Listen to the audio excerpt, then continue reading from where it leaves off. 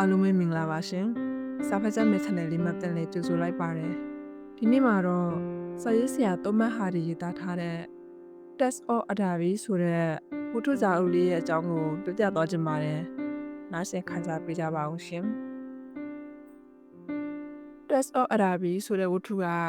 စာရေးဆရာသောမတ်ဟာဒီရေးသားထားတာဖြစ်ပြီးကံကြမ္မာဒူဒန်းစားခွဲခြားမှုနဲ့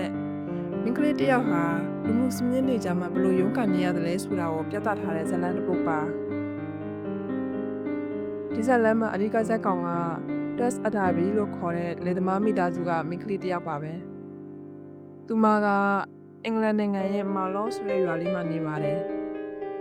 ဒီနေ့မှာတော့သူ့အဖေ Test Adabi ကသူတို့မိသားစုဟာတခါကနာမည်ကြီးခဲ့တဲ့ Adabi မျိုးနွယ်နဲ့ဆက်ဆက်နေတယ်ဆိုတာကိုသိလိုက်ရပါတယ်ဒီလိုသိလာပြီးနောက်မိသားစုကငွေကြေးကူညီရဖို့ Test ကို Adabi မိသားစုစီသွားခိုင်းလိုက်ပါတယ်အဲ့ဒီမှာ Test က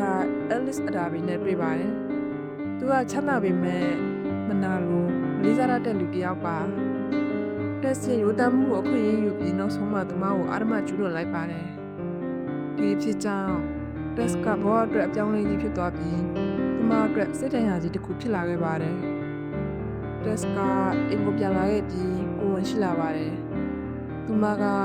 ကလေးကိုဆော်ရိုးလို့နာမည်ပေးပြီးမဲ့ကလေးကမကြခင်မှာပဲတည်ဆုံးသွားခဲ့ပါတယ်ဒါကြောင့် Test ရဲ့ဝမ်းနည်းမှုကပူပြင်းနဲ့ဆိုင်လာခဲ့တယ်နောက်ပိုင်းမှာဘဝတစ်ခုစတင်နေတဲ့ Test အတွက်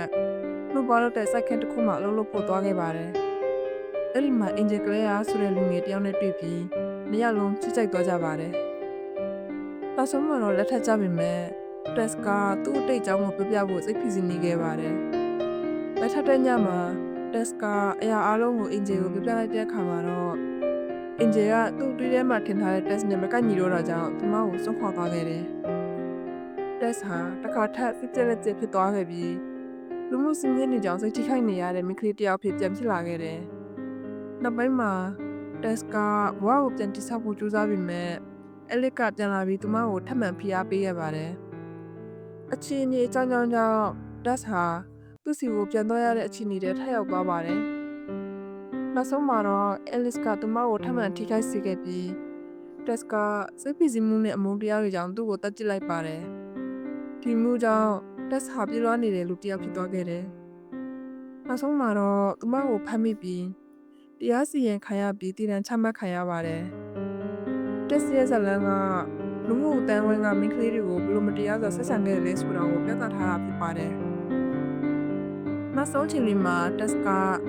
Angel ကိုချစ်နေစေဖြစ်ပေမဲ့သူကနောက်ကျမှအမှန်တရားကိုနားလည်လာပါတယ်ဒါပေမဲ့အရာအလုံးကနောက်ကျသွားပြီဖြစ်ပြီး Test ကိုတည်တံ့ပေးလိုက်တာနဲ့ဇာတ်လမ်းကဝမ်းနည်းဝဲအဆုံးဖြတ်ချက်နဲ့ဆုံးသတ်သွားပါတယ်စုစုပေါင်းအားဖြင့်ဒီဝတ္ထုကလူဒန်းစားကျင်ဝန်နဲ့မိန်းကလေးတယောက်ရဲ့လွတ်လပ်ချင်စရာကတိပက္ခတွေကိုနည်းနည်းဆင်းဆင်းပြသထားတဲ့ဇာတ်လမ်းတစ်ပုဒ်ဖြစ်ပါတယ်Test ရဲ့ဘဝဟာလူမှုဖိအားတွေအောက်မှာရုန်းကန်နေရတဲ့လူသားတယောက်ရဲ့တရုပ်ပြဖြစ်ရပ်တည်နေခဲ့ပါတယ်အဆုံးထိနားဆင်ပေးတဲ့အတွက်ကျေးဇူးတင်ပါတယ်